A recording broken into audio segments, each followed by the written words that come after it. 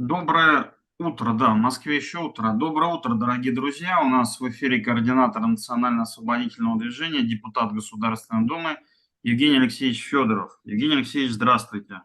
Здравствуйте. Евгений Алексеевич, ну сразу, что называется, с места в карьер. Впервые с 1943 года враг совершил налет на Москву. Вот как такое вообще стало возможно?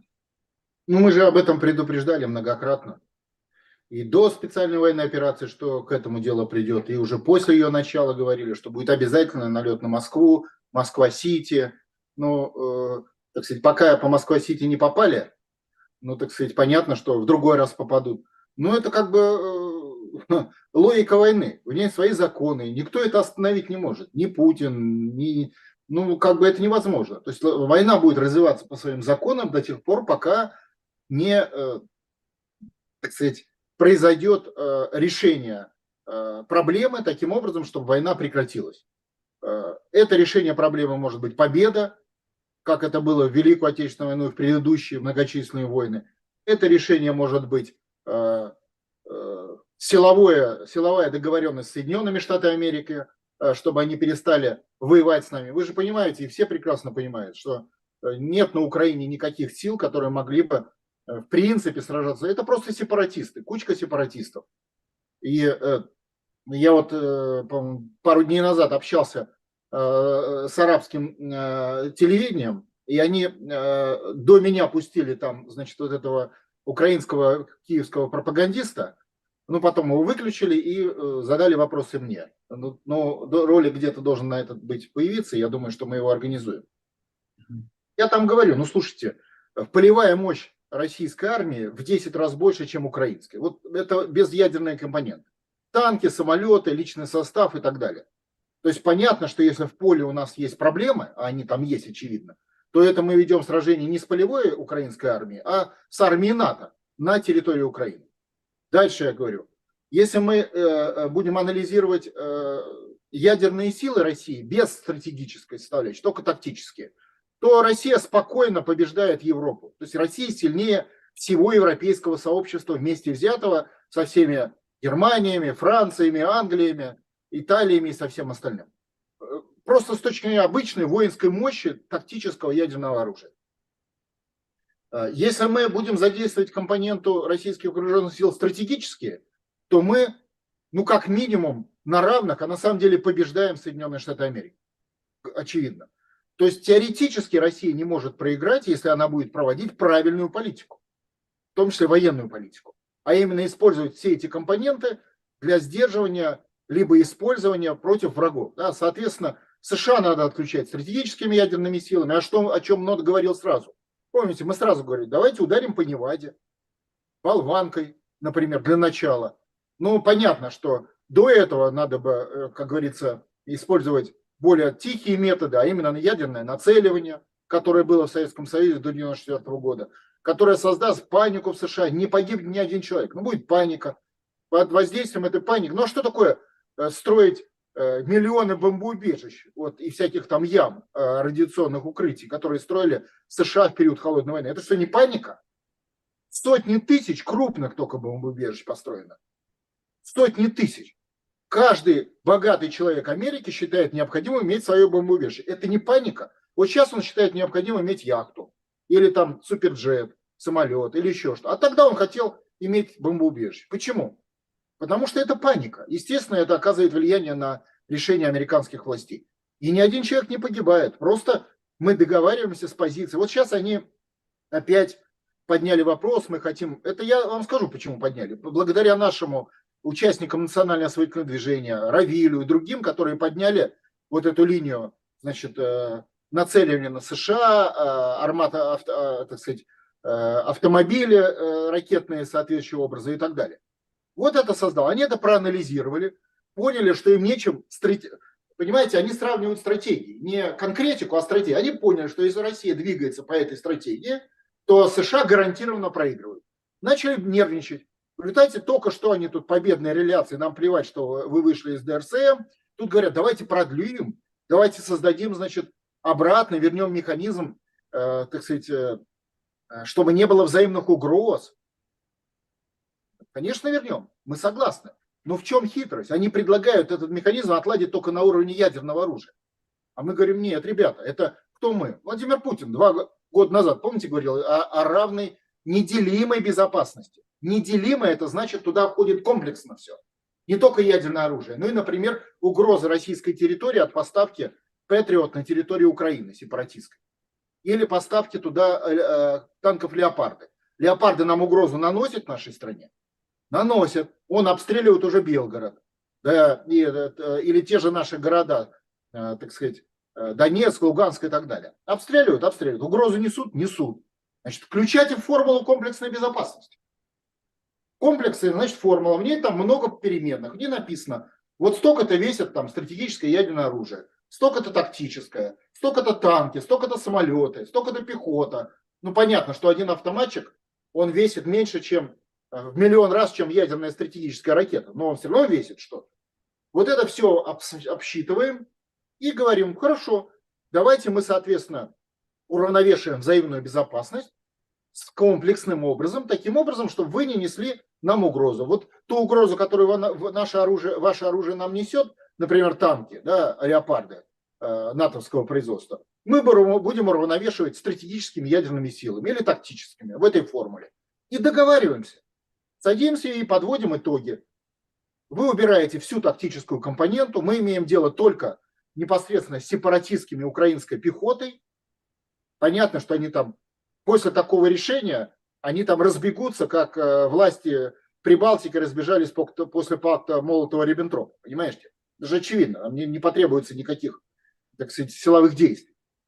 А мы тогда не будем на вас нацеливать, потому что нацеливание для американцев более опасно в силу разных причин, психологических, исторических, организационных, государственных, геополитических, чем нацеливание такое же на нас со стороны американских там ракет. Ну, причем в несколько раз. А мы не будем на вас нацеливаться. Либо вообще, если мы с вами обо всем комплексе договоримся, либо частично. Там, допустим, нацелим 100 ракет, а у нас их, например, 4000 стратегов. И все. Вот вот будут 100 городов под прицелом. Там, Нью-Йорк, Вашингтон, Лос-Анджелес и прочее. И вообще договоримся, а какие города? Мы же добрые люди, готовы договариваться. Вы не поставляете нам «Леопарды», мы не нацелим на Нью-Йорк. Жители Нью-Йорка говорят, не бегут, значит, в качестве беженцев, не строят бомбоубежища, приветствуют американские власти. Посмотрите, Трамп, он на этом строит всю свою политическую кампанию, на угрозе со стороны России. А угрозы-то нет. Просто ее нет. Естественно, он нам проигрывает по всем статьям. Но строит он не потому, что он друг России, он враг, а потому что он прекрасно понимает, что такое стратегия ядерного сдерживания и к чему она приведет внутри политической системы Соединенных Штатов Америки. То есть, получается, Трамп больше патриот России, чем российские органы власти сегодня. Понимаете? Потому что Трамп нас защищает, предлагая договариваться с нами, чтобы не было ядерной войны. А российские оккупационные органы власти, с которыми борются НОТ и Путин, они категорически против этого. Да? Они обслуживают Соединенные Штаты Америки. Причем то крыло Соединенных Штатов Америки, которая под Байденом и которая за уничтожение Российской Федерации. Вот о чем речь. Да? Называть вещи своими именами. Вот как этот механизм работает.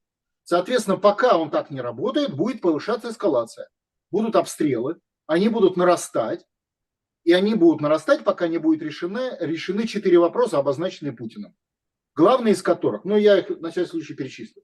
Это, собственно, ядерное сдерживание, и при необходимости ядерные испытания, да, то есть там дорога понятна. Мы вышли из ДРСМ, следующий этап нацеливания, следующий этап при необходимости ядерные испытания, Путин о них говорил, для того, чтобы усилить нацеливание в плане восприятия реальности, да, в плане того, что это действительно серьезная угроза, мало ли кто-то там начнет пропаганду, что это слабая угроза. Я думаю, эта пропаганда не пройдет, но тем не менее. И, наконец, если этого не хватит, тогда удар по полигону в Неваде. Понимаете, да? Тоже никто не пострадает, но это уже будет такая открытая демонстрация, которую не выдержит уже никакое американское правительство. Придется договариваться уже с другим правительством, которое придет ему на смену под давлением десятков миллионов обезумевших людей, которые будут штурмовать Белый дом, потому что Белый дом поставил их на грань физического выживания и превращения в ядерный пепел в течение 2 часов. Это подлетное задание для наших стратегов. Вот о чем речь. Значит, соответственно, этот пункт. Второй пункт – это международное право, потому что нельзя использовать ядерное оружие сдерживания как бы незаконно. Можно только по закону. По закону это международное право 1945 года. Там Киева нету, Украины нет. Соответственно, нужно судебное решение об отмене незаконных решений 1991 года для того, чтобы обеспечить законный способ использования ядерного оружия и ядерного сдерживания для защиты всей территории нашего Отечества. Если есть, да, там есть нюансы, мы вот сейчас их обсуждаем, в том числе с судейской системой. Мы говорим, ну давайте так, для начала примем решение по Украине, по Прибалтике. Вы нам в ответ что пишете, когда не принимаете нашивку? Что нету вам, значит, у вас нет ущерба, да? Это же их аргумент такой, судебная система. Горбачев принял решение, уничтожил Советский Союз, ну типа ущерба от этого вам, заявителям, нету. Они так мы открыто, нам нагло так пишут. Ну хорошо, убийство людей. Вот обстрел Шебекина, это ущерб? Ущерб. А он от Украины, от Украины. Все, ребята, принимайте решение. Ущерб налицо, убитые люди, убитые дети. Налицо, налицо. Принимайте решение об незаконных решениях, приведших к этому ущербу. Ну, плюс, конечно, Прибалтика, которая вступает в НАТО. Как первый шаг. С другими государствами, республиками Советского Союза считаем, что они нам не наносят ущерба, не наносят, значит, пока их не трогаем. Вот логично, логично. Значит, будем продавливать дальше этот вопрос, потому что без него будут обстрелы Москвы. Ну, так, чтобы было понятно. Судебная процедура прекратит обстрелы Москвы. Поэтому те, кто пострадал об этих обстрелах, они должны сообразить, что они это пострадали, потому что лично не участвовали в процессе защиты своего отечества, в том числе правовым путем. Например, через подачу иска, которым мы занимаемся. Значит, это второй пункт. Третий пункт. Это идеология Отечества и враг США. Именно не враг встречный, да, как у нас записано в ядерной доктрине. Мы отвечаем на встречный удар. Ответ на встречный. То есть какой-то встречный враг. Давайте напишем на наших ракетах полетное задание по встречному. Какому встречному? Поперечному. Ну идиотизм же тупой, абсолютно. Значит, враг не встречный, а враг США. Это разные враги. Соответственно, если прилетает из Румынии или с Украины, вот их сценарий какой, вот эскалации, они поставляют, о нем говорил Медведев, Дмитрий Анатольевич, они поставляют ядерное оружие тактическое, ну, небольших мощностей на Украину, под предлогом, что на Украине в подвале нашли советский ядерный боезаряд. Они же так это расскажут. Этот заряд бьет по нам, по нашей территории. Мы в ответ бьем тактическим зарядом. Американцы довольны.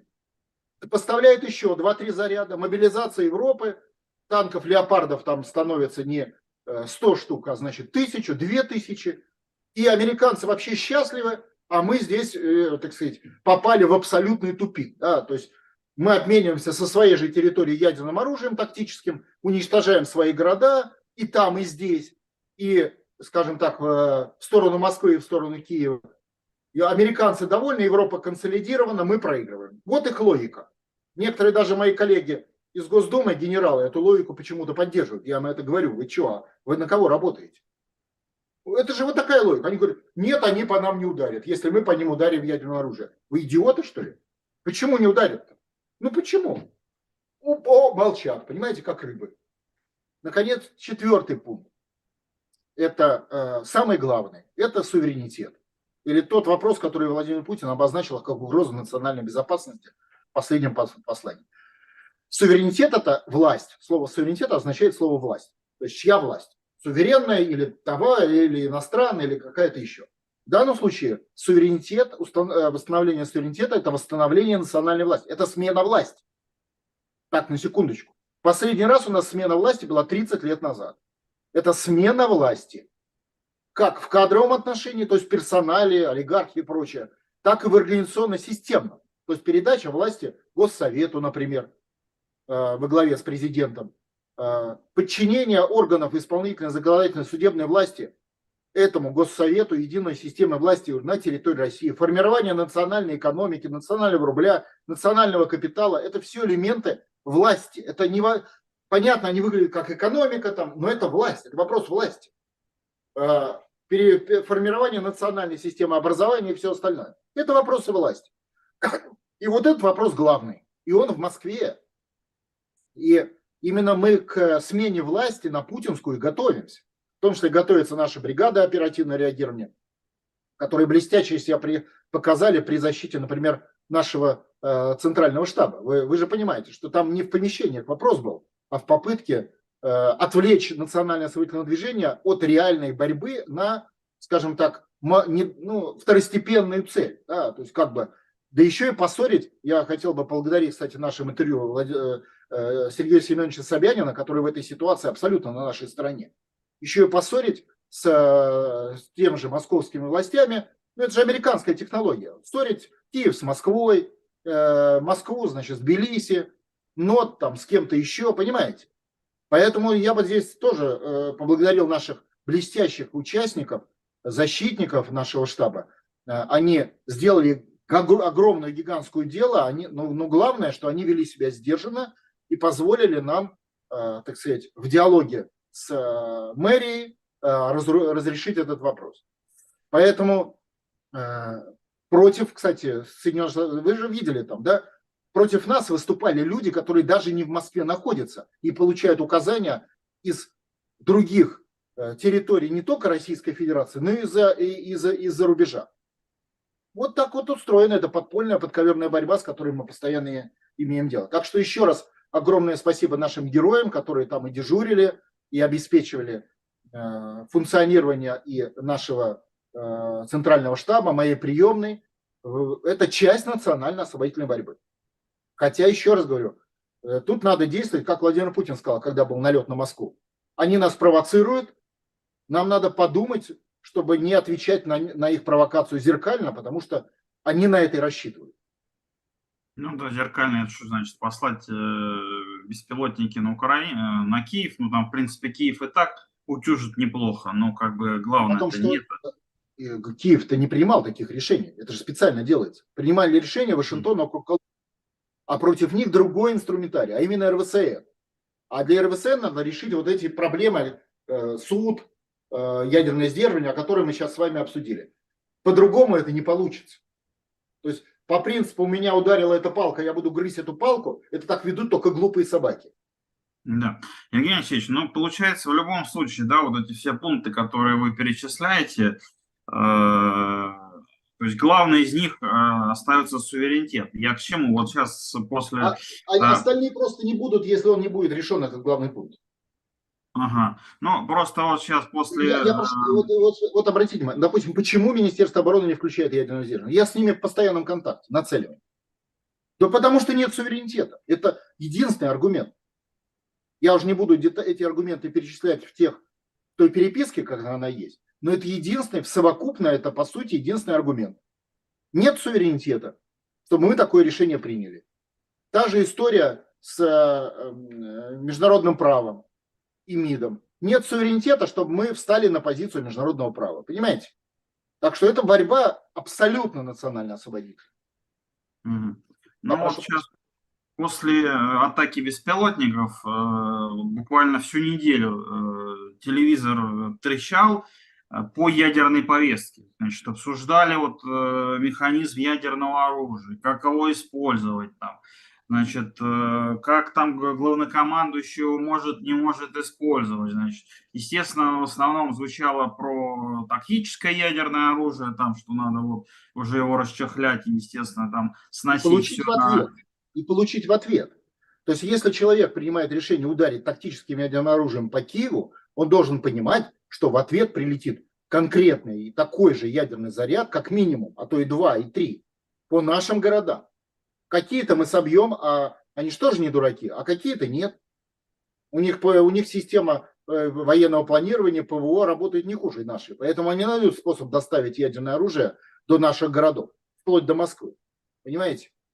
Поэтому это надо просто понимать. Вот вообще, это же полные придурки, которые предлагают бить тактическим ядерным оружием по Киеву. Вот полные реально придурки, абсолютно отмороженные. Так можно говорить только абсолютному шпиону американскому, либо идиоту, стопроцентному. Угу. Ну и еще один пункт, значит, там у них, как бы они пляшут перед Путиным, вот все решает Путин, вот он, значит, захочет, вот он примет такое решение, ссылаются, обсуждали, значит, там вопросы, как сама раз ядерной доктрины, и вот сослались, что в 2020, по-моему, году последний раз она обновлялась она президентом Российской Федерации, и вот там как самый раз ракетно-встречный удар. И вот пусть, дескать, там Путин возьмет и поменяет, раз он там написал об этом в 2020 году, на, условно говоря, не ракетно-встречный, а там вот как у США, тоже Удар по центру превентивный. принятия решения в США. Так и надо написать. Да. Да. Ну так мог бы, поменял бы, как вы понимаете. Нет поддержки народа, нет поддержки правящего класса, нет поддержки элит. Как он поменяет? Меняет же не он доктрину. Доктрину меняет государственная система, опирающаяся на Конституцию, нормы права. Поэтому если в государственной системе проходит механизм исключительно защитно-ядерный, то поменять это не получится, пока мы не решим проблему власти, то есть суверенитета. Я вам так скажу, что она будет решена, но вы же видите, кто препятствует ее решению. Даже не конкретные там интриганы, там олигархи или кто-то. Ее препятствует решение миллионы людей, которые не понимают важность суверенитета. Вот не понимают они эту важность. Не понимая, они не формируют поддержку Путину по вопросу суверенитета. В результате они включаются в другие повестки, даже патриотические. Да, помощь на фронте, вязание носков. Это очень важно. Но это не приведет ни к какой победе. Да, это поможет сохранить какой-то жизни. Но параллельно потеряются десятки других жизней. Потому что ты не вырулил на стратегию, в результате которой ты закончил специальную военную операцию победой. Вот о чем речь.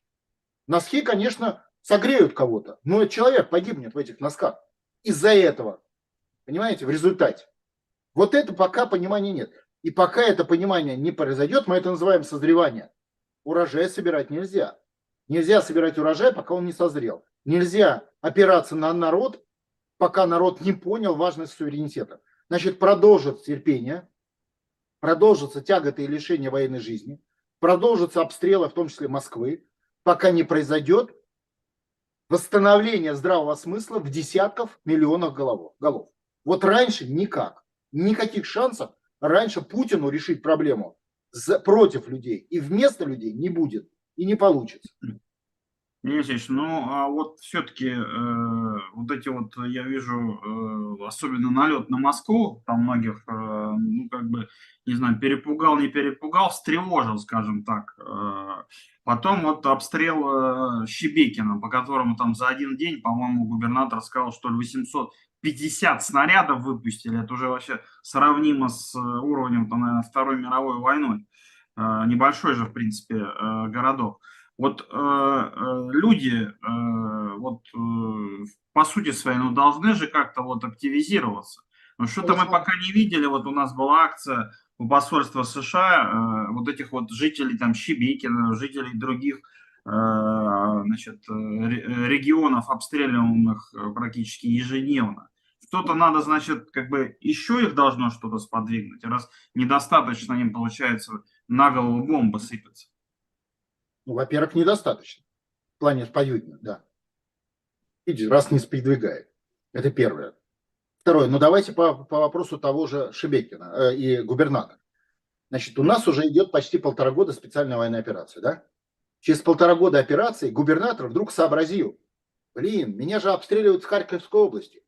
Представляете, такой капитан очевидность. Через 1,5 года вы говорите, почему люди не воспринимают реальность. Губернатор с высшими образованиями, с реально серьезная фигура политическая, через 1,5 года сообразил, что его будут обстреливать, пока не будет освобождена Харьковская область. Аллилуйя! Мозг посетила мысль, да? Через 1,5 года обстрела у губернатора. Дальше пытаемся как бы двигаться в сторону этого мозга. Но если мы освободим Харьков, он станет наш, его же будут обстреливать с других областей, с Киевской.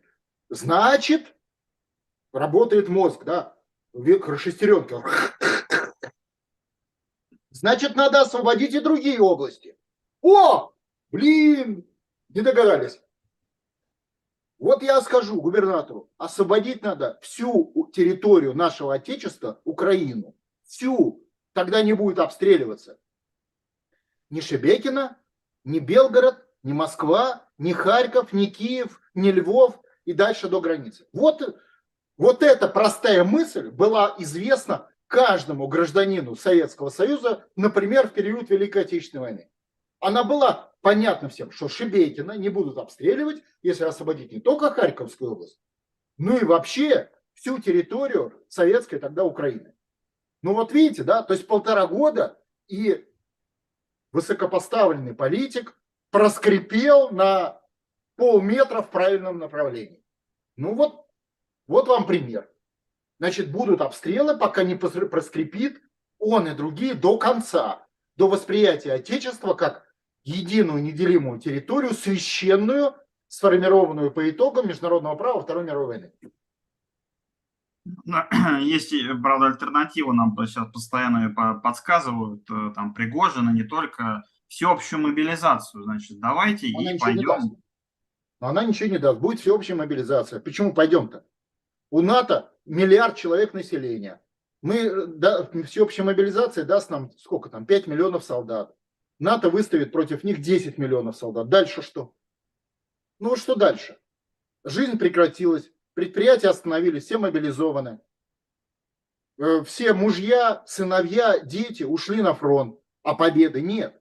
Потому что победа не там, а победа в РВСН. А для РВСН там всего 36 тысяч солдат. Там достаточно решения проблемы суверенитета и нацеливания. Все. И 36 тысяч солдат победили всю эту НАТО с его миллиардом призывного контингента. РВСН не просит мобилизации. У них достаточно подготовленных людей. У них достаточно техники. Самая современная техника, 97% уровень современной техники в РВСН, согласно докладу Министерства обороны. То есть Путин прекрасно понимает, где ключик, где решение. Он держит в руках этот ключ, но повернуть этим ключом он не может без согласия народа. А народ, видите, только сейчас в лице губернатора Белгородской области догадался, что проблема решается путем освобождения, дальнейшего освобождения территории Украины, а для этого надо выключить американские войска. То есть прекратить американскую поддержку и поставки. А это РВСН. Но это он еще не догадался. И вновь, дорогие товарищи, кто еще не в национально-освободительной борьбе, только так мы победим. Евгений Алексеевич, спасибо. Спасибо вам. До свидания. До свидания.